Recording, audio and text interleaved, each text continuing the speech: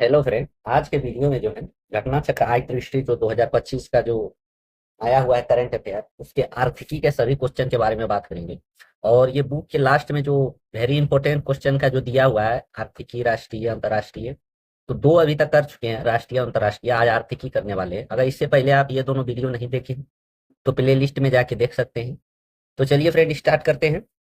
जा, जाति डाटा संग्रह के साथ जनसंख्या जनगणना 2017-27 कितने चरणों।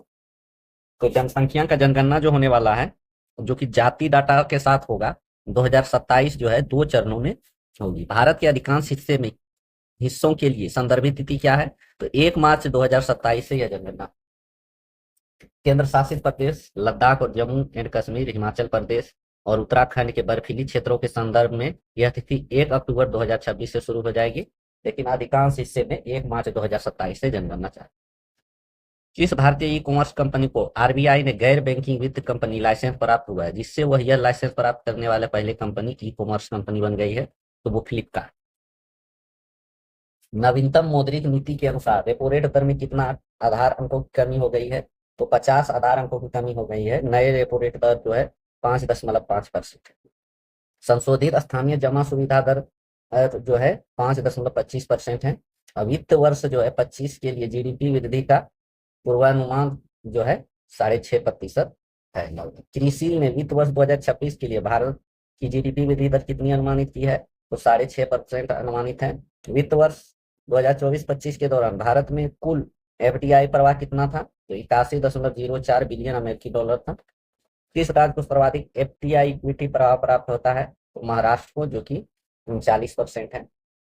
एफडीआई प्रवाह में महाराष्ट्र के बाद कौन से 2 राज्य हैं? तो कर्नाटक और दिल्ली है। न्यू डेवलपमेंट बैंक के नए सदस्य के रूप में किस देश को शामिल किया गया है? तो अल्जीरिया को शामिल किया गया है। भारत का वित्त वर्ष के लिए खाद्यान्न उत्पादन लक्ष्य क्या है? 354 मिलियन टन के आसपास जो है 25-26 में खाद्यान्न उत्पादन का लक्ष्य। 2025 24-25 में क्या लक्ष्य था? तो 341 मिलियन टन था। आवधिक श्रम बल सर्वेक्षण का मासिक बुलेटिन किस मंत्रालय ने जारी किया है? तो सांख्यिकी और कार्यक्रम क्रियान्वयन मंत्रालय के द्वारा जारी किया गया है। अधिक उम्र 2015 में 15 वर्ष एवं अधिक उम्र के संदर्भ में श्रम बल भागीदारी दर कितनी थी? तो 54.8% थी। ग्रामीण क्षेत्रों में श्रम बल भागीदारी दर जो है 56.9%। राष्ट्रीय स्तर पर श्रमिक जनसंख्या अनुपात कितना था? तो 51.7% है। राष्ट्रीय बेरोजगारी दर जो है कितनी है? 5.6% है। ग्रामीण बेरोजगारी दर जो है 5.1% है। आरबीआई द्वारा 1,72,80,000 करोड़ का जुर्माना किस बैंक पर निर्यामक दिशा निर्देश के उल्लंघन के लिए लगाया गया था? तो एसबीआई को फिर लगाया, इतना करोड़ का जुर्माना लगाया। वर्ष 2025 की मानव विकास रिपोर्ट में भारत का स्थान क्या है? तो 130वां स्थान है। एडीबी की 58वां वार्षिक बैठक कहाँ आयोजित हुई है? तो मिलान इटली में आयोजित हुआ है। और इसका थीम है sharing experience building tomorrow. Indian poverty and equity brief April 2025 किसने जारी की है? तो विश्व बैंक के द्वारा जारी किया गया, जो कि बहुत इंपॉर्टेंट है। Indian poverty and equity brief विश्व बैंक के जारी किया याद। इस रिपोर्ट के अनुसार गरीबी के लिए अंतर्राष्ट्रीय बेंचमार्क 2.15 अमेरिकी डॉलर से कम जीवन यापन करने वाले लोग का प्रतिशत जो है 2011-12 में कितना था? 16.2%। इस रिपोर्ट में पिछले दशक में भारत के कितने लोग गरीबी से बाहर होने में सफल हुए हैं? तो 171 मिलियन लोग, जिसमें लगभग 17.1 करोड़ लोग जो है गरीबी रेखा से बाहर आए। विश्व आर्थिक परिदृश्य नीतिगत बदलाव के बीच एक महत्वपूर्ण मोड़ नामक दस्तावेज किसने जारी की है? तो अंतर्राष्ट्रीय मुद्रा कोष ने जारी की। 2025 के लिए भारतीय अर्थव्यवस्था में कितनी वृद्धि का अनुमान लगाया गया है? 6.2% की वृद्धि का अनुमान लगाया। संयुक्त राष्ट्र व्यापार एवं विकास सम्मेलन ने वर्ष 2025 में भारतीय अर्थव्यवस्था के लिए वृद्धि दर का अनुमान कितना लगाया है? 6.5% लगाया है। प्रधानमंत्री मुद्रा योजना ने कितने वर्ष पूरे किए? तो 10 वर्ष पूरे कर दिए हैं।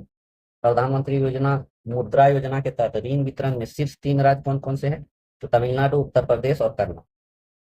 और केंद्र शासित प्रदेश में शीर्ष है Jammu and Kashmir.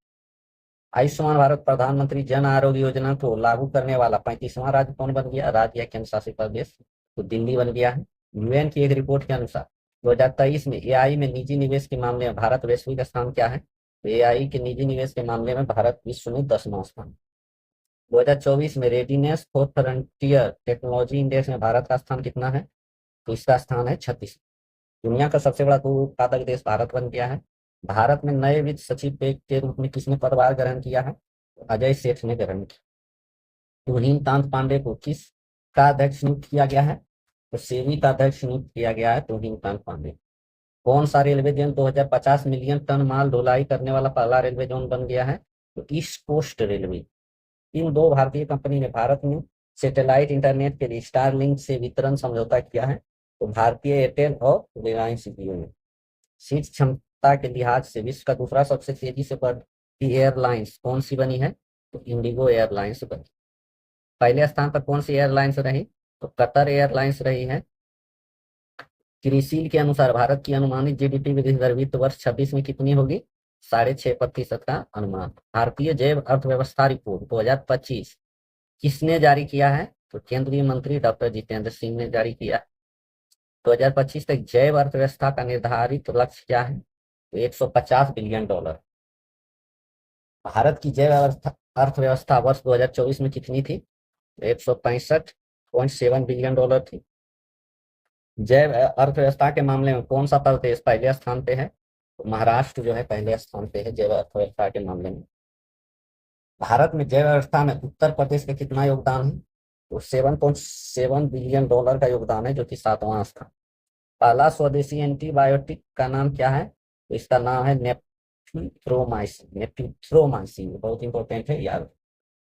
S&P global द्वारा जारी सस्टेनेबिलिटी ईयरबुक रैंकिंग में शामिल होने वाला एकमात्र भारतीय बैंक कौन हो गया है? तो यस बैंक। वेल्थ रिपोर्ट 2025 किसने जारी की है?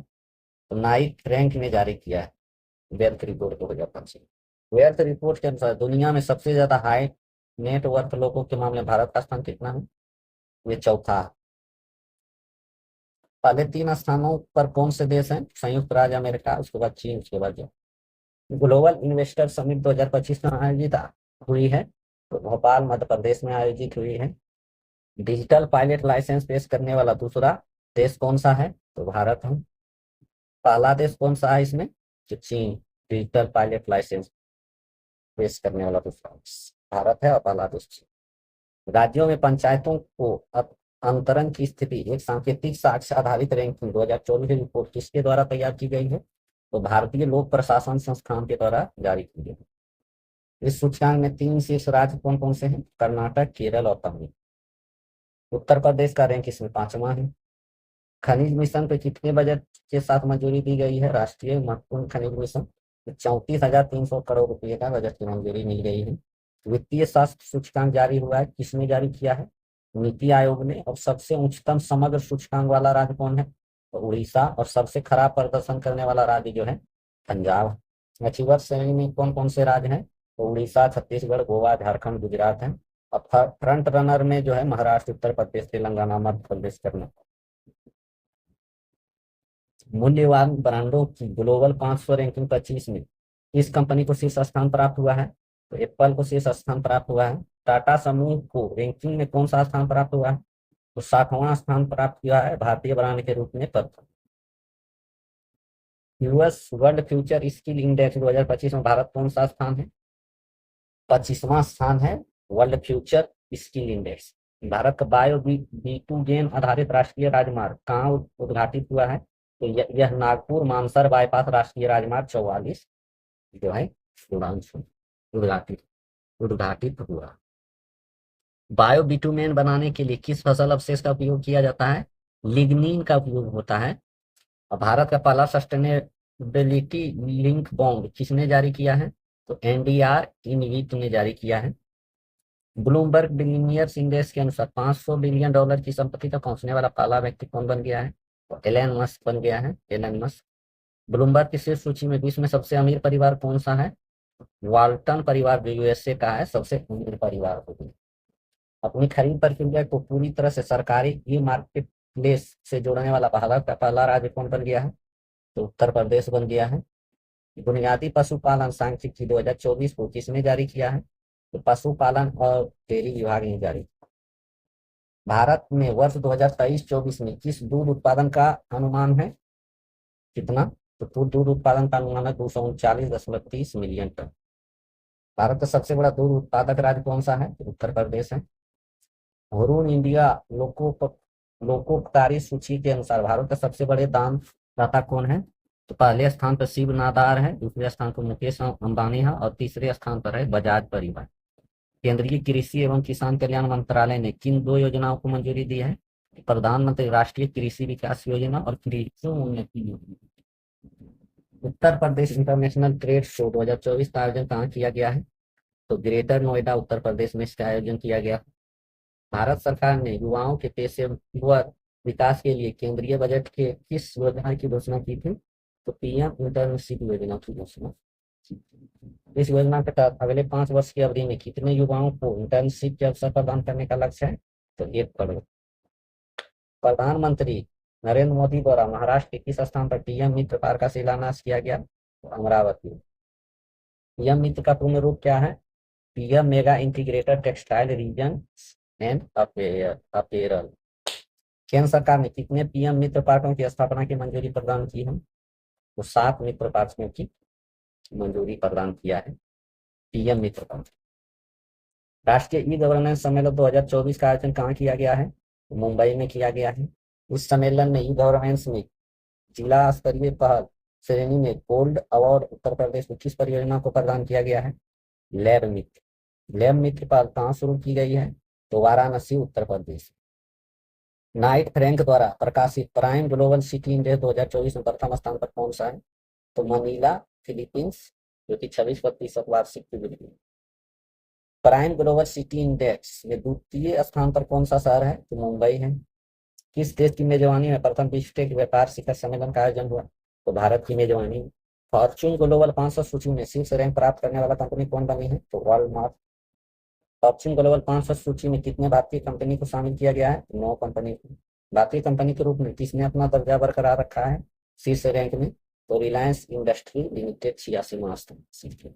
कौन सा राज्य किसानों के सभी फसलें न्यूनतम समर्थन मूल्य पर खरीदने वाला पहला राज्य बन गया है? तो हरियाणा। 75 जनपदों में डिजिटल क्रॉप सर्वे के माध्यम से फसल उत्पादन का आकलन करने वाला देश का पहला राज्य कौन बना है? तो यह उत्तर प्रदेश बन गया है। किस पत्तन पर भारत की पहली एकीकृत कृषि निर्यात सुविधा स्थापित की जाएगी? तो जवाहरलाल नेहरू पत्तन, मुंबई। उत्तर प्रदेश को $1 ट्रिलियन की अर्थव्यवस्था के रूप में रूपांतरित करने के उद्देश्य से राज्यपाल ने किस विधेयक को मंजूरी प्रदान की है? तो उत्तर प्रदेश नोडल विनिधान रीजन विनिर्माण क्षेत्र विधेयक 2024। इस कानून को लागू करने वाला उत्तर प्रदेश देश का कौन सा राज्य बना है? चौथा राज्य बना है। इससे पहले गुजरात, कर्नाटक और राजस्थान इस विधेयक को पारित कर चुका है। तो फ्रेंड, कैसा लगा वीडियो अवश्य बताएं। और ये सुपर फास्ट रिवीजन से आपको करंट अफेयर की तैयारी किया जा रहा है। कोई भी वीडियो डाल रहे हैं तो इसमें बहुत अच्छे से स्पीड से रिवीजन करवाया जा रहा है, जिससे आपका टाइम का बर्बादी ना।